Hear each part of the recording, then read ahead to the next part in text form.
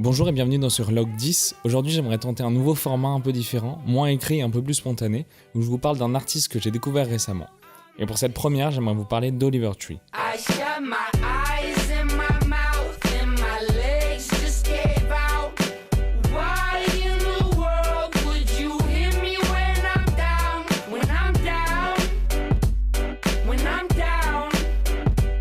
Oliver Tree, c'est un artiste de la scène indie pop, hip-hop, électro-américaine. Pour vous le présenter rapidement, il a une coupe au bol, une doudoune de ski importée tout droit des années 90 et il se balade en trottinette ou en mini-moto. Quand on ne le connaît pas, Oliver Tree, ça semble être une belle blague, un mème, un troll d'internet. Et c'est le cas, c'est le plus sérieux des trolls. J'ai découvert Oliver Tree par YouTube totalement par hasard. Je crois que j'avais déjà vu passer le personnage avant sur internet, sur Twitter et sur Vine, mais la première fois que j'ai regardé une vidéo, c'était il y a environ un mois. Dans mon fil d'actualité YouTube est apparu plusieurs fois le documentaire Making of du tournage du clip Hurt. Le tournage du clip se fait en Ukraine et on voit Oliver comme un gamin irascible et capricieux qui arrive par 1000 moyens différents à soutirer 1 million de budget à Atlantic Records, son tout nouveau label pour la vidéo. Le documentaire est fait par son pote qui filme tout à l'iPhone et on voit tout son crew expliquer à quel point c'est impossible de travailler avec lui.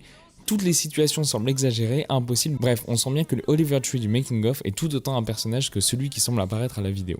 Après le documentaire, un peu intrigué, je suis allé écouter Hurt et j'ai été pris par la musique. Tree maîtrise ses instrus et sa voix, c'est assez entraînant, frais, ça a le mérite de me rappeler le teen rock de mon collège et le rap que j'écoute aujourd'hui.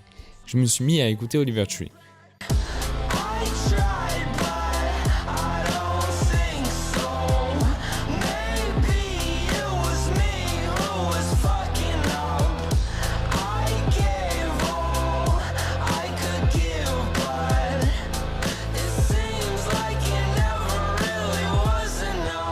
Alors quand on cherche à première vue, on trouve pas grand chose. Oliver Tree maîtrise extrêmement bien ses communications. Sur les différentes plateformes d'écoute et de téléchargement, on trouve l'EP Alien Boy qui est sorti en 2017 avec quelques très bons sons. On apprend qu'il a signé chez Atlantic Records, un label américain, en 2018 après le succès de When I'm Down. Et on trouve un seul autre clip sur YouTube, le clip de All That et Alien Boy, c'est un double clip qui est sorti en 2017. On voit Oliver Tree parcourir le désert en trottinette, sauter en monster truck au-dessus d'un monospace et tirer une roquette depuis un cheval. Très vite, on tombe sur le making-of de cette vidéo et on voit Oliver Tree insupportable qui explique qu'il a cette vision depuis 10 ans de sauter en monster truck au-dessus d'un monospace et qu'il s'est entraîné pendant des mois, bref. On commence à se poser des questions sur qu'est-ce qui est vrai, qu'est-ce qui est faux, à quel point est-ce que l'ensemble est une pièce jouée. Et Internet ne nous aide pas. Google ne nous sort que les entrées officielles d'Oliver Tree, il donne très peu, voire quasiment pas d'interviews, et sa page Wikipédia est rédigée avec les mêmes informations. On ne sait plus dire ce qui est du lard ou du cochon, et moi je reste à écouter Alien Boy en boucle.